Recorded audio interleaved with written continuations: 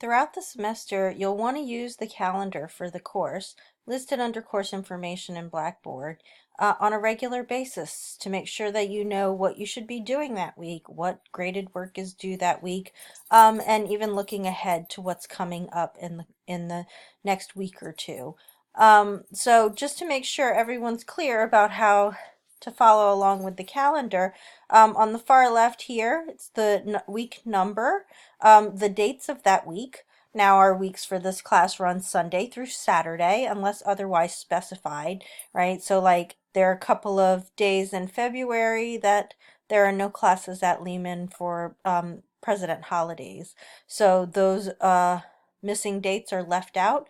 You'll see that later in the semester, we have some weeks that are cut off for other breaks.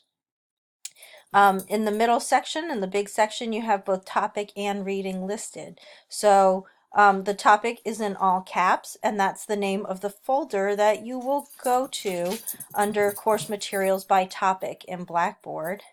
And then next to it, underlined, is going to be the reading.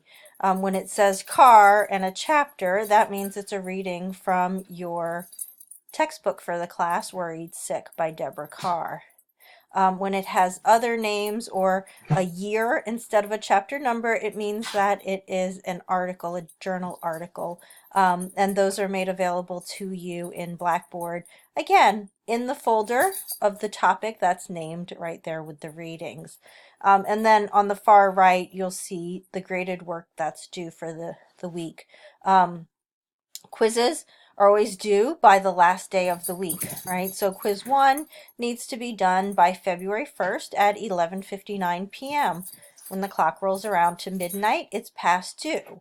Now, that's important because when a quiz is past due, the correct answers are available for everyone to see. And you should always go back and review the correct quiz answers, especially when if you did not earn 100 on that particular quiz, because the final exam is cumulative, and our understanding of the topic and our building of course concepts, the vocabulary for the class, is cumulative. So you want to make sure that you always go back and look at the correct quiz answers after the quiz is due. The other thing that should be apparent to you is that because the correct quiz answers become due after the due date, you can't take a quiz after the due date and get credit for it. That's just not even a possibility. But you have the entire week to do the quiz. You get to do them 3 times. That's going to be discussed elsewhere and described in the syllabus.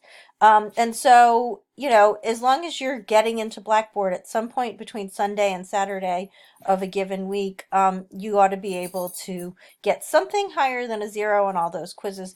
Don't skip them. Don't skip any of the graded work. It's just not going to help you out, right? If you give me nothing, I can give you no points. If you do some of the work, even if it's not necessarily your best work every single time, some points are better than none. So again, the graded work is always going to be listed there. And some of these deadlines are not going to change. I mean, there's a possibility that certain things might have to shift in this course calendar. If that happens, I edit the calendar, I post the edited version, I announce it, and I send the announcement to email. I don't anticipate any changes being made to this calendar this semester. So especially when it comes to these 2 big bolded assignments in weeks 5 and week 8, okay? Those are the weeks that you will write a blog post. The instructions are going to be provided, but this is a big assignment for the class.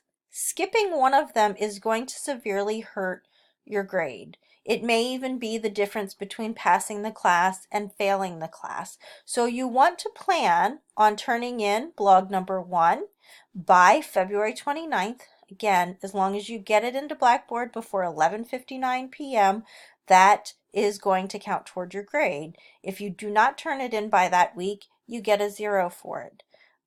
Blog number 2 in week 8, it's going to be due on March 21st.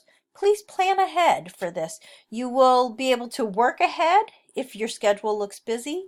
You will be able to have an entire week if you didn't have a chance to work ahead to get this together. So put these dates in your calendar. If you use a written planner, if you use Google Calendar or something on your phone, put them in there. Be prepared for it so that you don't miss those assignments. Again, they are worth a very significant portion of your course grade.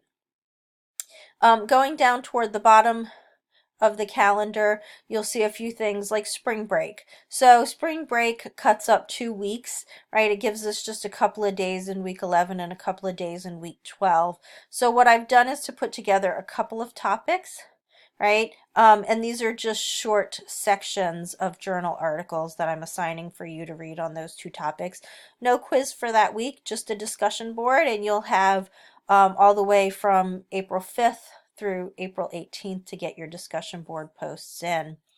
The last week, it ends on a Thursday. Friday is what the college designates as a reading day, but it's also the day that is designated for online course exams. So you will have a short essay final exam. Again, it's going to require you to use course concepts and to draw from readings from every week of the semester. So it's cumulative in that sense. You'll get the questions in advance, but you will answer them in Blackboard, and that will be due by 8 p.m. on Friday, May 15th. I didn't get to pick that date. The college sets the final exam schedule, and we stick to it. So that's another one for you. Plan ahead. Know in advance that you're going to have to do your exam by 8 p.m. that day. Again, you'll be able to see the questions in advance so that you'll have the opportunity to work ahead, but you need to be able to sign into Blackboard at some point and get that done before 8 p.m. on that day. The last thing is with the discussion board posts, right? They are scheduled for the weeks that they're assigned in the calendar, but as you'll see posted in many other places in Blackboard, so that you don't forget, I require that you post something between Sunday and Wednesday of the week that it's scheduled. If everyone waits until the last day of the week, we're not having a discussion, right? So you have to post at least one time between Sunday and Wednesday, and I want a total of 3 posts in the week. So you could do all 3 between Sunday and Wednesday. You could do 1 between Sunday and Wednesday and 2 more by Saturday. However it works out for your schedule in a given week, that you get 3 total posts, and at least one of those 3 happens between Sunday and Wednesday of the week. And again, that's going to be described elsewhere, but I want to make sure with this little short narration that everyone is able to read the course catalog. You'll see these weekly reminders that point back to the catalog for you, but it's always there. So there's never a reason to say, I did not know what I was supposed to do this week, or I did not know that assignment was due. You will know if you look at the calendar. The only way you won't know is if you're confused about the date, in which case you can look at your phone or whatever other source of that basic information you use. Okay, so keep the course calendar handy. Make sure you're paying attention to it. Make sure you're keeping up with the deadlines.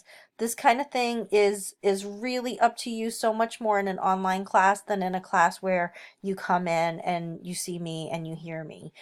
So I do post the weekly announcements and I send them as emails, but it does require that you keep on top of it.